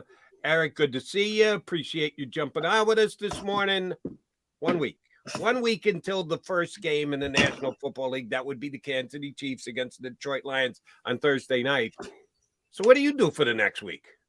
Well, tonight I watch Mizzou, South Dakota, of course, because everybody else will be. I get my alma mater tonight, and then just settle in for a weekend of college football and catch up on some writing, and then do whatever I can to stay busy until Thursday around 7:00 Central Time.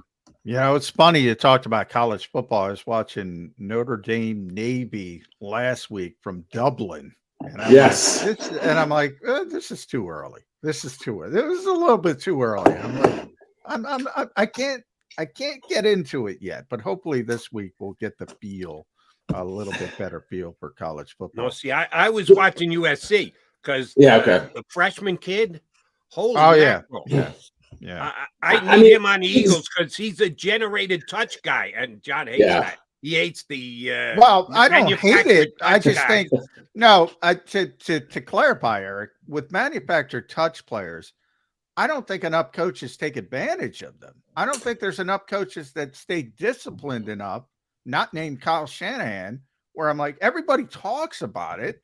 And then when the bullets are getting fired, they're like, I can't worry about that. I got to run a route. I got to run a play. Right. I think there's something to that. Yeah, I've always wondered about those players. Just like we were kind of having a debate last week or whatever when Isaiah Simmons, kind of the idea of like the defensive weapon, right? And they become these. You have too many unitaskers or too many specialists that are so good at what they do that having these gadget players, can be dangerous if they're not used properly and they're not developed properly too. We say, he can do a million different things, but if he does them at just an above average or slightly average, or slightly above average or average way, I don't know what you're getting out of. But you're right about the play calling too. You see it a lot in the scripted plays early in games, but when it comes down to right, and then once the scripted part is over, you got to be really, really disciplined. I got to get so and so involved. I was a big Cordero Patterson guy when he came in the league. And, Minnesota, like every once in a while, and then they forgot about getting, we got to get this guy to football. Whereas somebody can run a route like Justin Jefferson. It's easy to get them to football. But if you got to manufacture it, other than Kyle, I haven't seen a lot of people successful with that. Yeah, you have to have a coach who's got,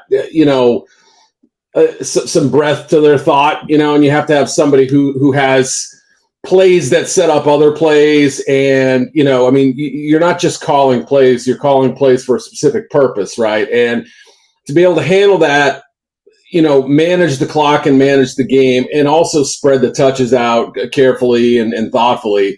It's a tough job. You're right. Shanahan does a pretty darn good job of it, right? There's no team out there that has more of those specialist type guys probably than the Niners. And for the most part, they use them.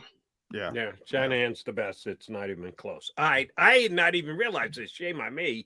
You set me up for an easy first question, Mr. Missouri guy. Eagles acquired a tight end, Alberto. That's right. Whose last name we're still learning how to pronounce. I had draft guys say he could be the steal of the draft prior to, and most talented tight end in the draft, and he hasn't lived up to that. Now, he didn't go in the first round. It's not like he's a bust or anything, but there was some that talked him up more than what his production has been his first 3 years in the league. I'm sure you followed him because he's one of your guys, former Tiger. Why didn't he have bust out seasons in Denver, and what could the Eagles be acquiring? Fascinating specimen.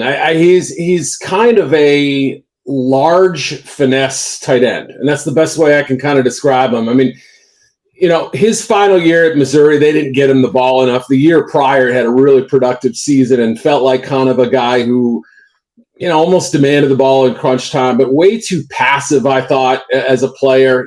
Just sort of felt like, just seemed like a guy with a real kind of even temperament and didn't really have that, that kind of extra gear, that little extra nastiness. He was big enough. You thought he had potential as a blocker, but, leverage, strength, things like that. I'm talking about kind of earlier in his career, especially coming out of college. It just felt like he wasn't developed in those ways. So talking about a specialist, he essentially started his career as a number 3 tight end, the kind of guy that you could throw the ball to, but didn't have a whole lot of special teams utility, didn't have a blocking role, couldn't be used extensively, suffered from the occasional concentration drop. So it was frustrating to watch him.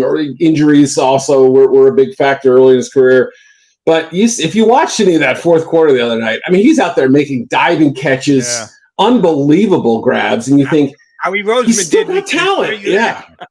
But yeah, but by the way, Howie and Nick here, Eric, they spend the whole summer saying, we value joint practices, preseason games, don't even pay attention. Then they trade for Albert Elder. Like, did you see that preseason game? I'm like, what are we talking about here? Yeah. I mean, yeah. I see how that's how they would justify it, right? Even Sean Payton seemed a little caught off guard. Like, where's this been all, they obviously have Greg Dulcich and other guys they drafted a little higher more recently. But I mean, it just is, I don't know what role he's going to fill. I know they were trying to figure that third tight end spot out a little bit and whether it was going to be a, receiver blocker or kind of a combination. But like I said, he's always had ability. I've always thought he could be a really good red zone threat because of his high point ability and his, just unusual skills. And you run in the 4.4s. I mean, people are going to say, all right, maybe I can fix this guy. He's just not agile. He's not a quick twitch guy, but he can run and he's big, like you said. Yep. Yeah. So, I think it was a valuable take a shot as a third tight end. Think it's an upgrade over Grant Calcaterra. Eric, I want to throw my waiver theory at you. Waivers. Okay. It's such an interesting psychological experiment to me. I've talked about this with Jody. Every year, I think the average over the past 10 years has been about 40 guys over that first week get claimed on waivers. But every year, especially here in Philadelphia, because the Eagles have been one of the deeper teams in football, a lot of fans go, they're going to lose this guy. They're going to lose this guy. They're going to lose this guy. And it ends up never really manifesting itself. But 365 days later, same thing. We're going to lose this guy. We're going to lose this guy. Now, my theory is if you claim one, that's fine. If you claim two, it's fine because there's some guys like Howie. Typically, there's some GMs that just like to do something. They don't want to stand still. They want to keep doing stuff. But if you claim three or more, you stink. And you're either a disaster or you're rebooting off a disaster. So this year, 24 guys got claimed, 6 by Arizona. Eagles fans will get excited by that because Jonathan Gannon, they don't like. 3, Indianapolis and Carolina, our other buddy, Shane Steichen, and the Panthers, they stink, right? Those teams stink. Have you ever thought about it that way? Oh, sure. Yeah. I mean, I think about I remember I think about the draft sometimes in terms of what pro personnel guys look for. Like I always ask like the pro scouts that I've talked to, I always say like, what are the hardest positions to find in season? Like what are the positions where you can get bargains at free agency, right? And how does that correlate to the draft? Well, this all comes back to cut down day because, you have all year to assemble this 90-man roster. There are some teams like the Eagles, like the Ravens, even the Patriots, 49ers, a handful of others that every single year have players cut that end up on other teams, either because those teams have produced GMs and assistant coaches who came from there, or because they recognize that bottom of the roster talent is a little bit more robust than what you'd find in Arizona, Carolina, et cetera. Obviously some teams get bit by injuries, and if it's like a punter or a long snapper, some kind of specialist like that, you get it. Maybe a kick returner, somebody with real specific skills, a slot receiver, a nickel corner. But yeah, I mean, if you're doing what Arizona's doing, it's clearly you're panning for any kind of goal whatsoever. I said this past draft should be about getting as many foundational pieces as possible heading into a draft where you're going to take a couple big cuts at superstars. All right, Eric, got to ask you about Jonathan Taylor. Of course, he's a topic of conversation here in Philadelphia because anytime a big name becomes available, it's got to be, and the Eagles are involved, because Howie checks in just to see, hey, what's the price? And the reports that we got yesterday, the price was Jalen Waddle plus. Yeah, the Colts are really trying to trade him. Good luck with that. It's just seemed like there's too much bad blood gone back and forth between these two groups. But if they're holding tight to their asking price and they're not getting that, what's going to happen 4 weeks from now? He's on the PUP list. and you can just table everything for 4 weeks. But at some point, it's going to come to a head. Can he come back and play for them? Is there too much bad blood? Is the owner dictating everything here? What's going to happen with Jonathan Taylor a month from now in Indianapolis? Yeah, as you kind of laid out, there are a lot of little tentacles to this thing. There's an injury, there's a contract situation, there's the fact that this team was pathetically bad last year. There's no other way to say it, right? I mean, the whole mess with Jeff Saturday, moving on from a respected head coach, even one who was probably not for long anyway, and Frank Reich. You're bringing in a rookie quarterback that you hope Taylor will be kind of the bodyguard, if you will, somebody who can obviously help kind of take some of the pressure off of Anthony Richardson. So, there's all these different tentacles. Shane wanted to make this thing, get this thing done like everybody else did. But, Jonathan's held firm to a high number. The Colts have said, no, we can't pay you that. And they reluctantly granted the trade. Now that always opens Pandora's box a little bit, and you get worried about, well, how do you sort of put the genie back in the bottle on this one, right? How do you make amends? And I mean, I've seen some strange things. I've seen players and teams that look like they're at complete loggerheads. They'll never come back from this. And all of a sudden, a new deal signed, everything's fine, right? I mean, Is that the way it always works out? No. But remember how weird and intense it got with Kyler and the Cardinals before his contract? Yeah.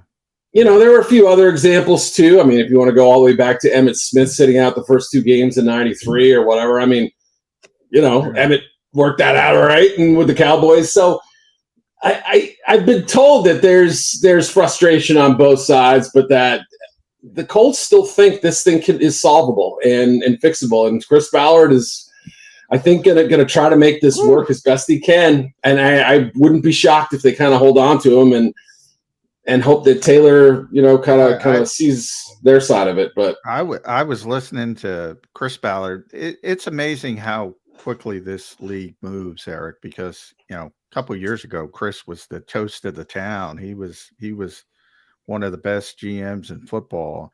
And as you mentioned, Indianapolis has not had the best run. And boy, he's out there. He made that one quote about Jonathan Taylor, basically was like, he's a great player. He said all the right things, great player.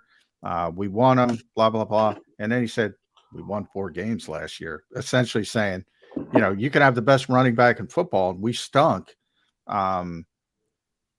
I don't know if that's the way I would have handled it, but is it Chris Ballard or is it the owner in Indianapolis? I got to believe it's the owner. And I feel bad for my guy, Shane Steichen.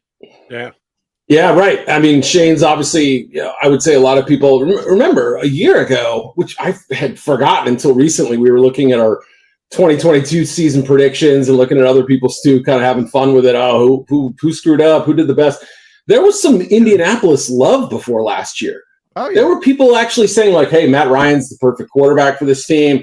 They've got kind of a veteran core, the offensive line, Jonathan Taylor, exactly. I mean, and look how far they fall. Now, maybe that suggests that they're actually a little bit better than we realized, that last year was just kind of a fluky sort of a torrent of events. But, there always seems to be some drama going on around this team in central Indiana, right? A team that isn't exactly in the media hotspot, right?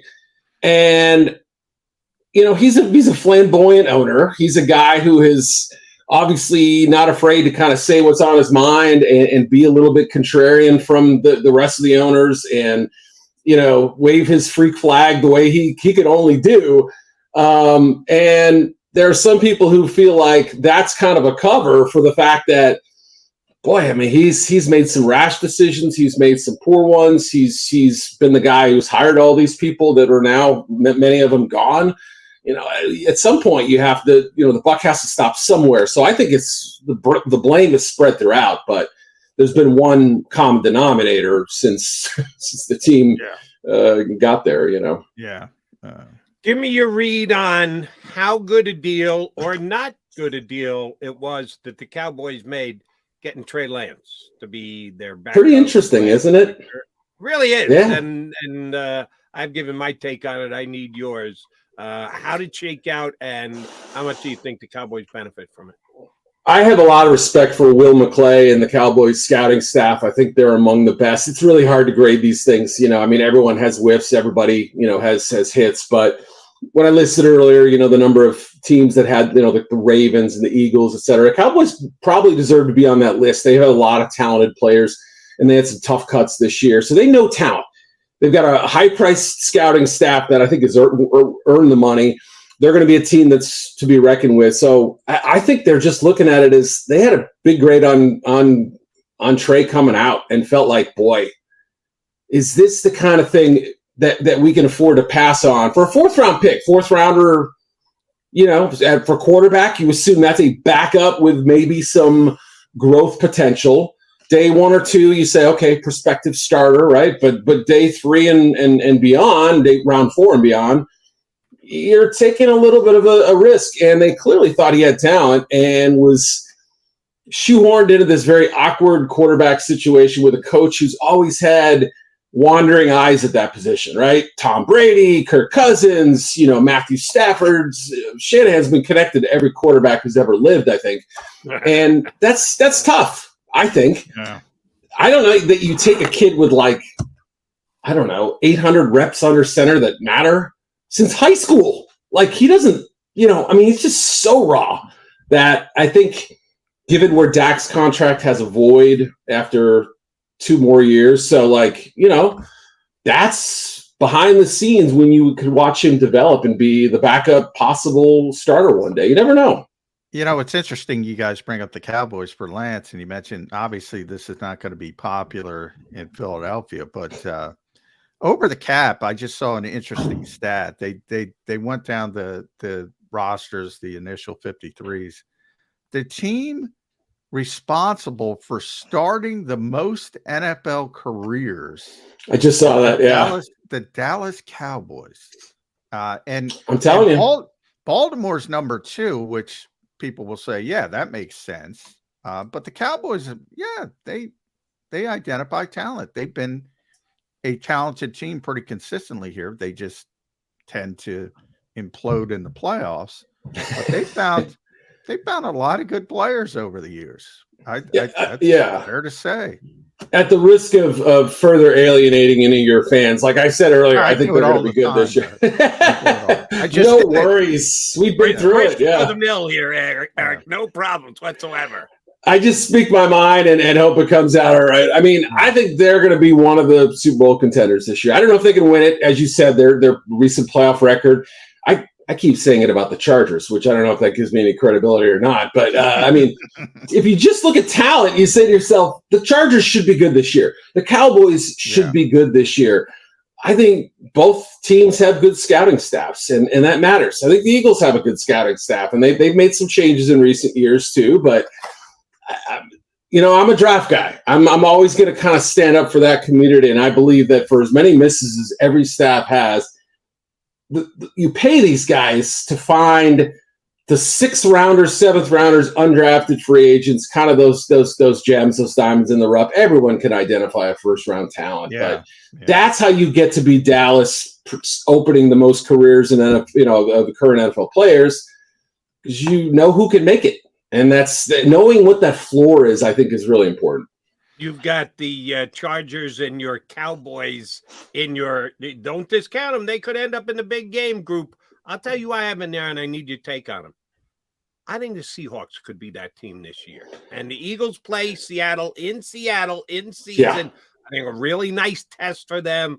I think Bobby Wagner back. I know he's old, but he still was pretty damn good for the Rams. The Rams were awful last year. Wagner was one of the highlights of their entire team. And then you get Adams back, which is a piece, to use one of those pieces. How do you use them? You got to use them correctly.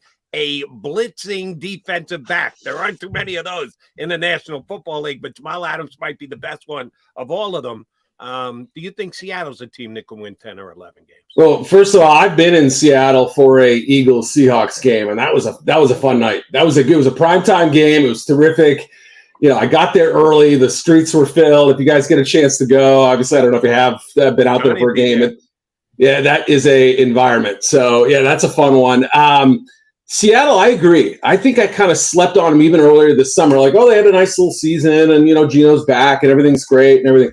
I kind of just put them to the side a little bit. And then all of a sudden I'm realizing, boy, the Rams look pretty tough this year. I mean, rough, not good. The Cardinals, we know. Really 49ers, right, exactly. Who's to say this is a team that added Jackson Smith and Jigba? They added Devin Witherspoon to an already pretty talented secondary. You get Adams back. You bring Wagner back, right? And then all of a sudden you start thinking, run defense was their biggest problem a year ago. Not having enough playmakers at the end of the year was another issue. Kind of just solved both of those right there in the draft and also with some of their other moves they made. And I mean, who's to say they couldn't win 11, 12 games, right? I mean, it's probably not going to look perfect every single time. We'll see just how good that defense is, but they seem to have kind of fixed some things that look like, thorns last season during a very good campaign otherwise. Eric, one of your most interesting pieces to me over at NFL.com was a pre-training camp thing you did. Essentially the biggest challenge for each team going into training camp. First, as a philosophical standpoint, can you prove something like that over training camp? In other words, has any team said, you know what, I'm not as concerned about that challenge? And then specifically boiling it down to the Eagles, which I think rightfully you talked about their linebackers. Would they leave camp confident in their linebacker group? They only got 3 linebackers. Can you believe that confident? And one of them came in late after Zach Cunningham. Zach, yeah. It was interesting to see them kind of pivot. I don't know if that's the right word, but to see them bring in Miles and Zach the same day, and you thought, I guess they're going to be figuring this thing out on the fly, right? Now, it seems like, obviously we know Miles' story, and he just said, no, Moss, it's fine, good for you. Better to make that decision ahead of time. Zach, has kind of just been that hired gun in recent years and come in and done a pretty respectable job for the teams that he's joined kind of on the fly too. So from that perspective, obviously it's disappointing that they did make some moves the offseason that were kind of figured towards being solutions that haven't yet been those. So, but then again, how important is linebacker? I almost regret writing that as a topic. I mean, yes, it's an issue, but is that going to be the difference between them winning a Super Bowl and not? I don't know, and is Nakobe Dean part of that solution? Is he going to come along and be healthy? That's the biggest question, I think, for him. And, it's not like it's a dire situation, in my opinion. It looks a little stable right now. So, to me, it was almost like, boy, they just don't have a lot of questions. Yeah. Well, you got to nitpick with this team. Depth at receiver is concerning. Yeah. I mean, if A.J. Brown or Devontae Smith go down, that's a problem.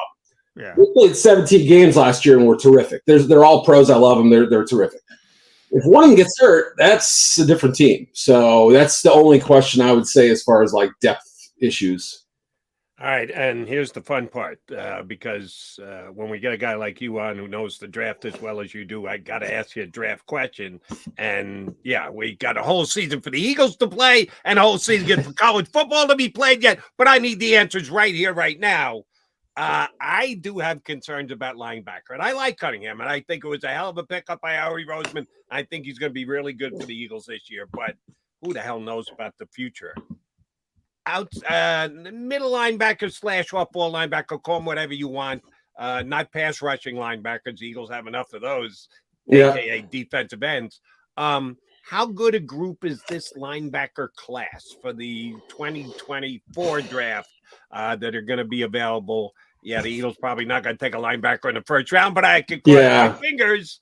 How good of a group is it for your early preview reads before we actually play the season out? That's a good question. It's always a tough position for me, especially lately as safeties and linebackers, the lines get blurred a little bit, linebackers and pass rushers even, it's a tough position to fill because, I think teams look for very specific things, and there are fewer of them on the field typically now with more nickel and dime defenses and stuff. Mm-hmm. Yeah, I just think I don't know that it'll be vastly different from last year. I don't know that it was a great group. Obviously, you had, Jack Campbell and a couple other guys who were, somewhat highly regarded. but I don't know that there's a first rounder in my mind. I mean, Tommy Eichenberger from Ohio State's pretty darn good. The Clemson kid, Carter's gotten a lot of love. You know, that's another player that I think could maybe jump up a little bit. You know, I haven't watched a whole lot of what's the kid's name? Junior Colson at Michigan. He was another one Michigan's got a ton of players this year. I've only gotten through about half of them, but he's a player that I think has gotten a lot of attention, rightfully so. You know, Tyron Hopper, you want to watch tonight? Yeah, Missouri is another pretty good one. I think Easton Gibbs at Wyoming is a really good player who I think's, you know, kind of swept under the rug out on the West. But Omar Spates from LSU is another good one. I don't know that there's anything close to a first rounder like right now. Maybe it happens in underclassmen, but it's good because the Eagles aren't going to take him in the first round anyway. There you go. Right. They don't value linebacker enough. Right. And just let me double check on this. You don't think Marvin Harrison Jr. is going to fall down at like 30, 31, 32 for them to be able to bring a homeboy home, do you? No. You guys are worried about Howie not finding a way up there? Like, come on, man. He gets there. True. That's true. Give him a couple months.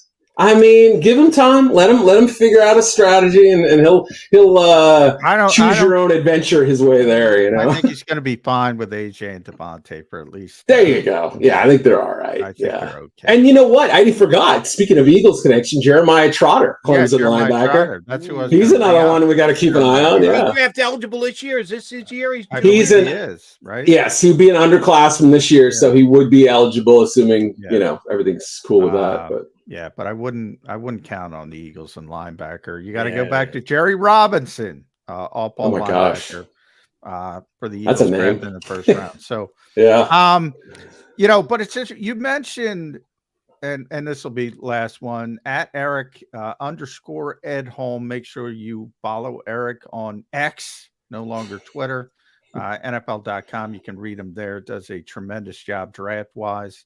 As well as the league as a whole, but I keep waiting. I keep waiting for the guy. You mentioned the hybrid safety linebackers, all these undersized athletic guys, the positionalist player. You mentioned it with Isaiah Simmons. Mm-hmm. Who's going to be the guy that says, "Look at these guys. I'm going to line up and I'm going to run the football down their throats," because none of them can tackle, none of them can stand up. Is there anybody who's going to zig when everybody else is zagging? Patriots. They have no choice. It's the only team, I think. I mean, Falcons too. I should say that. You know, the Falcons have the ability to run the ball, 45 times a game if they need to, and it wouldn't be egregiously bad. I think the Patriots are doing it more out of desperation. I think the Falcons are actually going to be a contender in the South this year. I think they have a chance to maybe get ahead of the Saints and Panthers and whatnot. But yeah, I mean, I've been saying this for a year. Last year, we actually averaged like 121 rush yards per game, I want to say off the top of my head. And it's the most it's been in quite a while. And some of that is the quarterback run game. Obviously, guys like Jalen are doing things that we've really never seen before. But with all these undersized defenses, with all these jokers, like you call them, the wild card players, whatever, passing downs, you kick ends inside, et cetera, et cetera. There are some teams out there that might be equipped to bully ball their way and reverse the trend, because it always happens. I don't care what anyone says. The cycle will come back at some point, but I think we're just starting to kind of get to that point now where a handful of teams are looking. The other one might be the Steelers too. I know they have, 3 receivers and a tight end they like, but there's talk about Jalen Warren getting a big role. They still have Najee Harris who can carry the ball 20 times. So there are a few teams that in Seattle, obviously, with their couple of backs. And so there are some teams that are thinking in those terms a little bit. All right. Last one from me. And we appreciate when you have come on, Eric. Sure. I've not been able to talk about this with anybody this year because it didn't happen. And I wait for it every single year because it ticks me off. The NFL has something that they want to try and enforce. And you see it in preseason. They're going, point of emphasis, that they're going to have a different way of calling the game. Not necessarily a rule change, but Right. I think we need to call this more often, and we've seen it. And if they're going to call this all year in preseason, what a mess it's going to be. And then they lighten up as soon as the season starts. I Right. wait for it every year in preseason because it's a fun talking point. I didn't get that this year. Or did I miss it? Is it me, or have the NFL had a pretty consistent, here's the way we're going to call it from 22 to 23? Yeah, that's a good question there, right? That is kind of a preseason storyline. Every year we seem to have a little bit. Last And 3, 4, 5 years, it's happened every single year, and I don't know that it happened this year. I'm trying to think. Okay, like the kickoff rule was different. There's not really a whole lot to enforce with that, right? So you could wear number 0 now. I'm trying to think, what are the other big rules that they change? Now there hasn't been any, but everybody took kickoffs out. I think that stops week 1. I think that stops. I think Right. 25. Like everybody's like, all right, we'll see what we have with so and so as a kick returner, and if it's 2 yards deep, unless you're Patterson, we'll take it out from 9 deep. Everybody's going to take a knee and take the ball to 25. It seems like it. Yeah, I mean, we've just been trending that direction. But you're right. There's nothing yet to gripe about. I mean, this probably just means we're going to get a highly controversial call in week 1 that'll kickstart all that, right? We will have fun with it, as we know you will at NFL.com. Eric, we always appreciate when you come on. Know we're going to tap into you a couple times during the season. Sure. Thanks for giving us a handy preview today, bud. Thanks, all right. Have a great morning. We'll see you. Enjoy the season. See you guys. That is Eric Edholm from NFL.com. Fun guy, good guy. He plays along and knows how to sneak in a laugh every once in a while. Appreciate him joining us. All right, Mac, McMullen, and McDonald, we got to come back, put a bow on the show. Stay right there.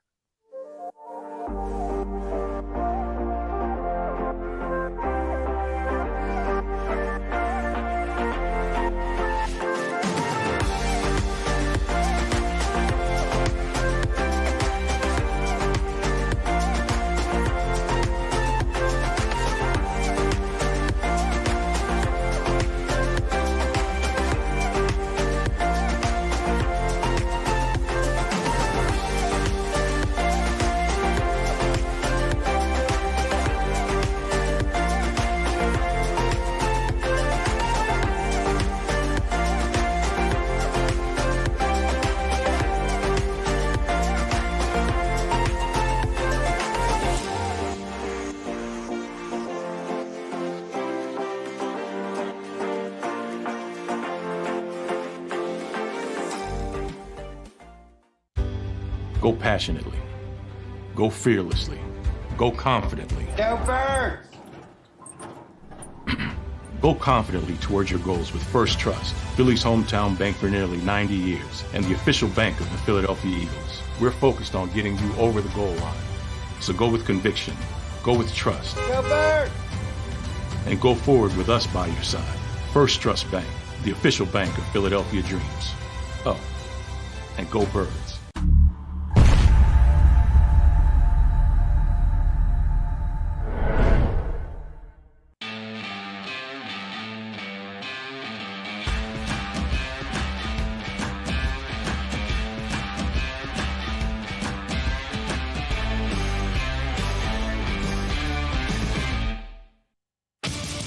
The greatest fans on earth.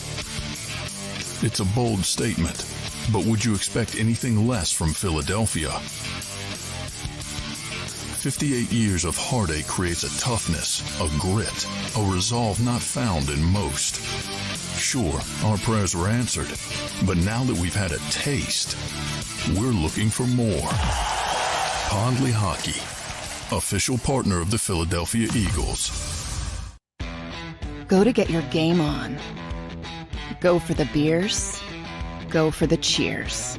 Go for the hit and the hits. Go for the stakes and the stakes. Go to get your parlay on. Go to get your party on. Go for the scene. Go for the screens. Go for the gallery. Go for the win. Go to Ocean. Visit theoceanac.com to plan your visit. EAGLES, Eagles. and Mac guys here with you on Birds 365. John, what's the Eagles schedule look like? And anytime I ask this question, I almost feel bad, and I know you got to give me a tentative answer because the Eagles schedule as they damn well please, and sometimes give you some heads up, and sometimes not. What's the Eagles schedule look like as of right now for you, coverage-wise this week? They're practicing today, I believe, 11:45-ish. Then have some player availability afterward. Then are off for the weekend. That's collectively bargained. That so every team gets off, and don't know next week. I assume they'll be back Monday, but certainly. Obviously it turns into a regular Sunday week, which means Wednesday, Thursday, Friday practice, walk through Saturday. Then you're off playing a game. So, we're already in regular season mode. This is just like the bye week, sort of, before you come out of it for week one. So they do some install stuff on the Patriots today? They've already, a couple guys talked about that. Lane mentioned it yesterday. They have started putting a little bit in for the Patriots specifically, but obviously, more focused on that next week. All right. So last thing, I need a prediction out of you. We'll look ahead to next Sunday versus the Patriots, week 1. In New England, Tom Brady night, Bill Belichick. Here's the most important thing that I need you to tell me ahead of time. Who will the Patriots be elevating from the practice squad to be their backup quarterback? Because as of now, they have one. Talk about the Eagles with no punter.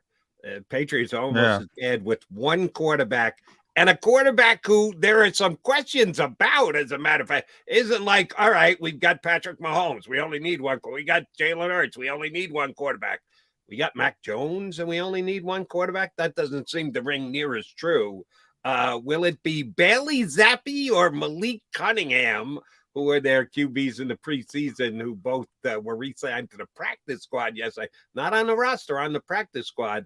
One of them must be elevated by game time. Who do you think it's going to be out of those two? I think it's going to be Zappi, but I haven't, paid a ton of attention to what's going on. But I did see that people are like, how could that be? How could they, same thing as here. How could you keep one quarterback? And everybody's saying this and that. They get Cunningham and Zappi through waivers. Right. So, shockingly, they both made it through waivers. Yeah. John. It's amazing how that happens, but obviously they have to elevate one of them. To be honest, I don't think enough teams paid attention to what happened to San Francisco last year and the rule change. I mean, they're giving you the opportunity to dress 3 damn quarterbacks, dress 3 quarterbacks. I mean, all right, if you want to keep 3 on the roster, I don't even agree with that, to be honest, because you now have the opportunity. It's not a penalty to dress that 3rd guy. They changed that rule back to the so-called emergency quarterback rule. Yep. Why aren't you utilizing that? Now, obviously, I have tremendous respect for Bill Belichick, but I don't agree with that, the way they went about it. I'm keeping 3 quarterbacks. And if you can't find a 3rd quarterback and say, I need this guy, understand you can't dress that guy on game day anyway. You have to make a certain amount inactive. So to me, that's roster building 101. If I have a catastrophic situation like happened to San Francisco, I want to have somebody who can take a snap from center. And here's where I'll disagree with your use of the word catastrophic. Catastrophic to me is 2 guys get hurt in one game. That's not what happened to San Francisco. Garoppolo got hurt. Lance got hurt. They had all season to get a better backup to Brock Purdy. Now you got Brock Purdy as your starting quarterback, who was your 3rd string at the start. So that's hurdles that had to be gotten over. But it's not catastrophic when you've had half a season to find a better backup quarterback than Josh Johnson, and Lynch never did it. So that's kind of on him. You're down to your 4-string quarterback, but two things about that. Johnson also got hurt in the game, remember, and they were thinking about having Christian McCaffrey take snap, and he did, and they were able to put Brock back in the game to hand the football off, basically nothing else. So he did get hurt as well. But the larger point is nobody learned from San Francisco's mistakes. Well, I shouldn't say nobody. There's a bunch of teams that are keeping 3 quarterbacks, but Bill Belichick of all people should learn from what happened in that game and take advantage of the rules as they stand right now. It's my only point. Just between you and I'd prefer to have Christian McCaffrey play quarterback than Josh Johnson. That's just me, but we don't need to re-legislate. I don't necessarily disagree with that. But the NFC Championship game, if it's the Eagles and the 49ers again, we'll see if the 49ers befall the same fate. You can hope for that, Philadelphia fans. All right, he's McMullen. I'm McDonald. We be done for the day. J-Mac, you got practice today, and then we got weekend action, so you and I going to do this again tomorrow on a Friday, Football Friday? Yeah, we're going to try. Let's get it done, Jody. Let's get it done. The season is almost here. We appreciate everybody streaming in on Birds 365. If you want to hit the like button on the way out the door, please do so. Johnny Mac, Jody Mac, back in 2 and 2. You've been listening to Birds 365, the destination for the passionate Eagles football fan who bleeds green. If it's Eagles football, we're talking about it. Debate inside the locker room and guests that are some of the greatest football minds from around the region. We hope you enjoyed the show. We know we had a blast. Make sure to like, comment, and subscribe, and we'll be back soon. But in the meantime, hook up with us on social media at JAKIB Sports. See you next time on Birds 365.